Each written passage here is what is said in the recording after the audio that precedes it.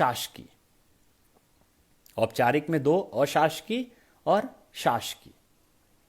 अनौपचारिक में निजी और पारिवारिक। तो पहले हम अनौपचारिक पे बात करते हैं। निजी अर्थात खुद जो व्यक्ति पत्र लिखता है उसी से संबंधित जो पत्र होते हैं वो निजी पत्र होते हैं, जिसमें उसके ही मन की बात उसके दोस्तों से लेना देना होता है। तो ये अपनी दोस्तों से संबंधित हो सकता है, मित्र से, सहेली से संबंधित निजी पत्र। प्रेमी प्रेमिका का, पति पत्नी का पत्र, निजी पत्र। और दूसरा एक पारिवारिक पत्र होता है जिसमें आप बुआ को, मामा जी को, जिसमें परिवार, सारा परिवार इन्वॉल्व होता है। मतलब केवल आपके ही व्यक्तिगत जीवन से संबंधित वो पत्र नहीं होता है, वो पारिवारिक पत्र होता है। पड़ोसी को पत्र लिख रहे हैं अपने घर के तरफ से, पारिवारिक पत्र है। अब हम आते हैं, तो ये दोनों पत्र अनौपचारिक क्यों हैं? क्योंकि इसका कुछ एक निश्चित, देखिए, पत्र का हर पत्र का लिखने का एक निश्चित तरीका है और उन्हीं तरीकों के आधार पे इन पत्रों का विभाजन किया गया आवश्यकता के अनुसार।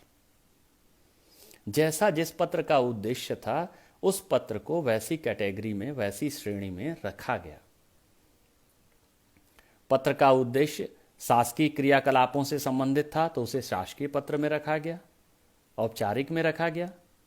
और उसका व्यक्तिगत व्यक्ति से लेना देना था, समाज से लेना देना था, तो वो परिवार से लेना देना था, तो वो अनौपचारिक पत्र के अंतर्गत आया। दोनों के अपने लिखने के तरीके हैं, लेकिन दोनों के तरीकों में अंतर भी है, उसको हमें समझना होगा। क्या अंतर है? अनौपचारिक पत्र जब भी लिखा जाता है तो इसमें वैयक्तिकता प्रमुख रहती है, स्नेह।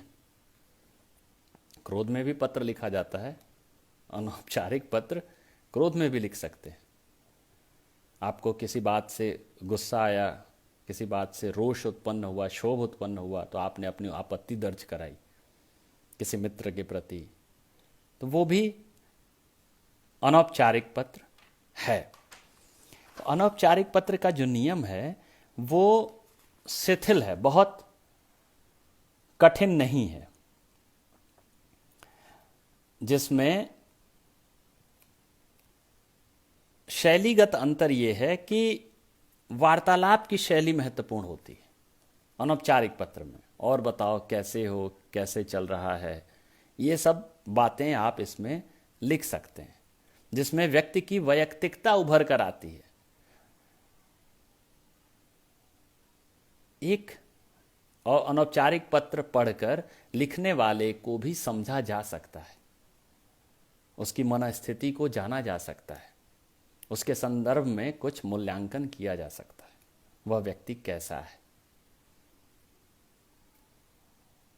लेकिन औपचारिक पत्रों में एक निश्चित तरीका होता है, वहां पे वैयक्तिकता कहीं भी हावी नहीं होती है, व्यक्तिगत संस्पर्श नहीं होते हैं औपचारिक पत्रों में, जिसमें हम एक सजग राष्ट्र के व्यक्ति के नाते पत्र को लिखते हैं, जिसमें हमारा शासकीय और गैर शासकीय कर्तव्यों का निर्वहन समाहित होता है। तो अब हम पढ़ेंगे कि अच्छे पत्र की विशेषताएं क्या हैं। इस वीडियो के अंत में मैं आपको कुछ रेखांकन और इंडेक्स को चित्रों के माध्यम से प्रस्तुत करूंगा, जो आपके नोट्स बनाने के काम में आएंगे, जिनको आप देख के मेरी बातों को फिर एक बार सुनेंगे तो समझ में आएंगी चीज़ें।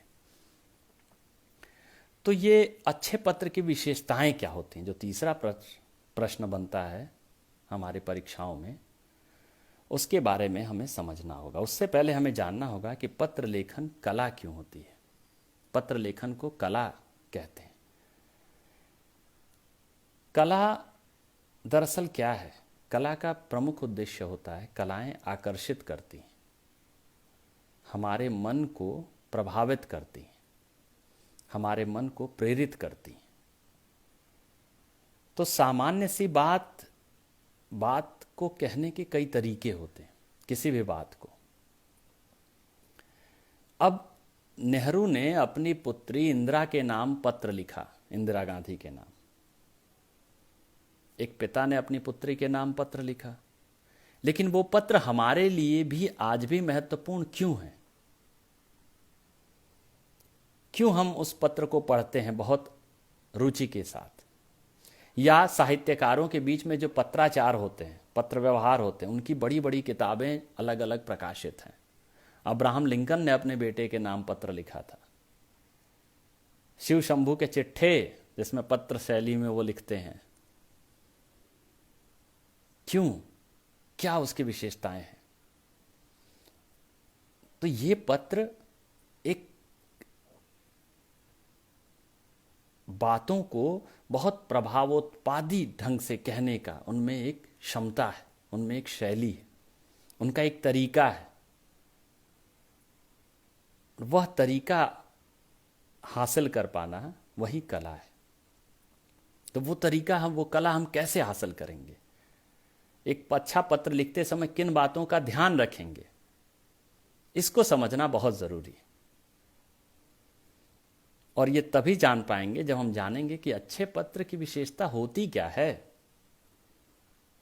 कौन सा पत्र हम कहेंगे कि बड़ा अच्छा है, क्या क्या गुण होने चाहिए। जैसे किसी चीज को हम जब देखते हैं तो उसके बारे में उसका हम मूल्यांकन करते हैं और अपना निष्कर्ष निकालते हैं कि व्यक्ति के बारे में, वस्तु के बारे में, कि वो अच्छा है, बुरा है, उसमें ये चीज़ें हैं। तो वैसे ही एक अच्छे पत्र में क्या क्या महत्वपूर्ण बातें होनी चाहिए, किन किन बातों का पत्र लेखक को ध्यान रखना चाहिए, उनको समझने की ज़रूरत है। बच्चों, ये ज़रूरी इसलिए भी है ताकि कल को आप जब एक पत्र लिखें तो आप अपने पत्र को प्रभावी बना सकें। हजारों पत्र कलेक्टर के पास, मुख्यमंत्री के पास, प्रधानमंत्री के पास, किसी भी व्यक्ति के पास जाता है। सब पत्रों को पढ़ के समान सी कार्रवाई नहीं होती। या व्यक्तिगत पत्र लेखन में भी जो हम पत्र देखते हैं तो कुछ कुछ पत्र हमारे मन पर प्रभाव छोड़ते हैं। किन कला की वजह से, किन कलाओं की वजह से, क्या खासियत होती है, उसको हम समझेंगे अच्छे पत्र की विशेषताओं में। तो मुख्य रूप से 5 विशेषताएं होती हैं एक अच्छे पत्र की, चाहे वो औपचारिक पत्र हो या अनौपचारिक पत्र हो। 5 विशेषताएं ध्यान में रखनी चाहिए। पहली, सरल भाषा शैली। पत्र को हमें कठिन जटिल नहीं बनाना है, सरल ढंग से, सहज ढंग से अपनी बात कहनी है। क्योंकि पत्र, हम प्राथमिक उद्देश्य पत्र का है संप्रेषण, संदेश को भेजना। अगर हम जटिल भाषा संरचना में पत्र को लिखकर भेजते हैं और सामने वाला, क्योंकि पत्र एक ऐसी चीज होती है, जैसे हम जब किसी से बात करते हैं तो सामने वाले के जो श्रोता होता है उसके एक्सप्रेशन से, उसकी भाव भंगिमा से हम समझ जाते हैं कि हमारी बात वहां तक पहुंची या नहीं पहुंची, कितनी पहुंची। लेकिन पत्र एक आदमी लिख के छोड़ देता है, उसके बाद जब तक वापसी पत्र नहीं आता है तब तक हमें अंदाजा लगाना मुश्किल है कि हमारा पत्र उसकी समझ में आया कि नहीं। तो हम क्या करें? इसके लिए जरूरी होता है कि हमें इन विशेषताओं पर ध्यान देना, जिसमें पहली विशेषता है सरल भाषा शैली में पत्र लिखना। आकर्षक बनाइए, लेकिन जटिल भाषा का प्रयोग करके नहीं। छोटे छोटे वाक्य, संरचना सरल, आम फहम, जो लोगों में प्रचलित हो, जिन शब्दों को लोग जानते हो, परिचित हो, उन शब्दों का प्रयोग जरूर करना चाहिए हमें। दूसरी विशेषता है विचारों की स्पष्टता। आप जब भी पत्र लिखने जाएं, आपके पास स्पष्ट आपको पता होना चाहिए कि क्या बात आपको कहना है, किस ढंग से कहना है। अर्थात आपके विचारों में स्पष्टता होनी चाहिए। हम इन मुद्दों को लेकर पत्र लिखने जा रहे हैं। लिखने बैठने से पहले ही आप खुद स्पष्ट होंगे, तभी स्पष्ट रूप से उन पत्र में अपनी बातों को लिख सकेंगे। आपके मन में खुद उलझन है, विचारों की स्पष्टता नहीं है, तो आप अच्छा पत्र कदापि नहीं लिख सकते। आपके विचार स्पष्ट नहीं होंगे। इसलिए विचारों की स्पष्टता बहुत जरूरी। तीसरी विशेषता है संक्षिप्तता एवं सहज आंतरिकता। आज जिस दौर में हम गुजर रहे हैं, लोगों के पास समय का सबसे बड़ा अभाव है। चाहे हमारे अनौपचारिक पत्र, पारिवारिक या निजी पत्र हों, उसमें भी लंबी चौड़ी बातें लोगों को पसंद बहुत नहीं आती। संक्षिप्त और सारगर्भित, शॉर्ट एंड स्वीट, संक्षिप्त और सारगर्भित, मुख्य मुख्य बातों को बड़े संक्षिप्त रूप में आपने प्रस्तुत कर दिया। जैसे आपने प्राचार्य को फीस माफी के लिए पत्र लिखा, तो आपको उसमें डिटेल देने की जरूरत नहीं रहती है कि ठीक है, आपकी आर्थिक स्थिति ठीक नहीं है इसलिए आपने फीस माफी के लिए लिखा। लेकिन आर्थिक स्थिति बताने के लिए आपको आपके बाबा दादा के जमाने की बातों को लिखने की कोई जरूरत नहीं है। आप कम से कम शब्दों में, संक्षेप रूप में अपनी आर्थिक माली हालत की जानकारी देकर भी अपनी बात को कह सकते हैं। सामने वाला उसको वैसे समझेगा। सहज आंतरिकता क्या है? सहज आंतरिकता है, जब मैंने बात कही थी कि 2-3 अनुच्छेदों में भी आप बातों को रख सकते हैं, तो एक तारतम्यता होनी चाहिए। आप एक बात खत्म करके दूसरी बात जो शुरू कर रहे हैं वो बिल्कुल अलग बात नहीं होनी चाहिए, एक दूसरे से जुड़ी होनी चाहिए। यही सहज आंतरिकता है। प्रवाह जो पत्र को पढ़ने को बाधित नहीं करती है, एक सहज प्रवाह बनाए रखती है। चौथी बात, महत्वपूर्ण बात, स्वतः पूर्णता। अर्थात एक पत्र में अपने आप में पूर्ण होना चाहिए। जिन जिन वस्तु स्थितियों को, जिन बातों को आपने उठाया, वो बात पूरी तरह से उस पत्र में व्यक्त होने चाहिए, तभी वह पूर्णता आएगी। एक पत्र पढ़ने के लिए हमें 10 पत्र पढ़ने की जरूरत न पड़े, या इंतजार नहीं करें कि अगले पत्र में आप इस बात को और स्पष्ट करेंगे। वह बात अपने आप में पूर्ण होनी चाहिए। हमारी ये बातें हैं, कोई ज्ञापन दे रहे हैं आप, हमारी ये डिमांड है, ये ज़रूरतें हैं, उन बातों को पूर्ण ढंग से लिखिए। और अंतिम बात, प्रभावान्विति। प्रभावान्विति क्या है कि जब हम पत्र लिखते हैं तो पढ़ने वाले के मन पर उस पत्र का सकारात्मक असर हो, वो है प्रभावान्विति। हमने पत्र लिख दिया, इससे ही हमारा मतलब खत्म नहीं हो जाता। हमें ध्यान रखना होगा कि जब कोई उस पत्र को पढ़े तो उस पत्र को पढ़ के आपकी बातों से प्रभावित हो, तभी तो आपकी बातों पर ध्यान देगा। गलत प्रभाव पड़ेगा, उल्टा प्रभाव पड़ेगा, भाषा की बहुत अशुद्धियां हो जाएंगी अगर एक प्राचार्य आपके पत्र को पढ़ रहा है। तो इसलिए प्रभावान्विति बहुत महत्वपूर्ण है। इसमें 2-3 विशेष बातें हैं प्रभावान्विति के संदर्भ में। पहली बात तो यह है कि जो पत्र का प्रारूप होता है, फॉर्मेट,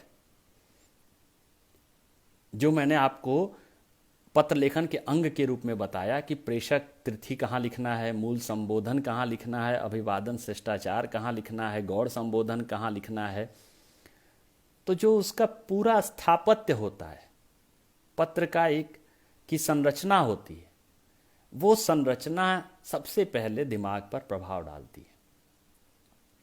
आपने पत्र लिखना कहाँ से शुरू किया, दूसरी लाइन क्या वहीं से फिर से शुरू कर दिया, उसके थोड़ी आगे से स्पेस देके आप आगे से लिखना शुरू कर दिए। तो ये प्रारूप जो है पत्र का, वो भी प्रभाव डालने में बहुत महत्वपूर्ण भूमिका निभाता है। भाषा की शुद्धता प्रभाव डालने में भूमिका ने, सुंदर अक्षर ये भी प्रभावान्विति को बढ़ाते हैं, प्रभाव डालते हैं। और आकर्षक दिखना पत्र, यथासंभव कम से कम शब्दों में अधिक से अधिक संप्रेषणीय बातों को प्रेषित करना, ये कला है। और ये अच्छे पत्र की विशेषताएं हैं जिसको हमें ध्यान में रखना होगा। औपचारिक पत्र दो तरह के, अनौपचारिक जैसे दो तरह के थे, वैसे ही औपचारिक पत्र भी दो प्रकार के होते हैं, अनऑफिशियल, ऑफिशियल। जब एक सामान्य व्यक्ति, आम आदमी किसी अधिकारी को पत्र लिखता है तो वो अनौपचारिक श्रेणी का अनाधिकारिक पत्र कहलाता है। जैसे आप किसी कलेक्टर को पत्र लिखते हैं तो वह औपचारिक तो है, उसमें आपको फॉर्मेलिटीज़, औपचारिकताएं पूरी करनी होंगी कि संबोधन कैसे लिखना है, शिष्टाचार कैसे व्यक्त करना है, ये सब बातों का ध्यान रखना होगा। भवदीय कहाँ लिखना है, कैसे लिखना है, उनके जगह पे उसको होना चाहिए। लेकिन उसमें पत्र क्रमांक नहीं होता है। पत्र क्रमांक मतलब उसका रिकॉर्ड नहीं होता कि आपने किसी, पत्र क्रमांक कहाँ जाता है, जहाँ एक ऑफिस से दूसरे ऑफिस में, उसको कहते हैं आधिकारिक पत्र। औपचारिक का आधिकारिक पत्र, ऑफिशियल लेटर, कि एक ऑफिस, जैसे प्राचार्य अगर हायर एजुकेशन को पत्र, उच्च शिक्षा विभाग को पत्र लिख रहे हैं, प्राचार्य अगर कलेक्टर को पत्र लिख रहे हैं, तो वह पत्र, एक कोई भी एक शासकीय कार्यालय दूसरे शासकीय कार्यालय को पत्र लिख रहा है तो वो औपचारिक के अंतर्गत आधिकारिक में आएगा। और जब एक आम आदमी संपादक के नाम पत्र लिख रहा है, कलेक्टर के नाम पत्र लिख रहा है, अपने जिला पंचायत के नाम पत्र लिख रहा है, पार्षद को पत्र लिख रहा है, तो वो अनाधिकारिक, औपचारिक के ही अंतर्गत अनाधिकारिक कोटि का पत्र होता है।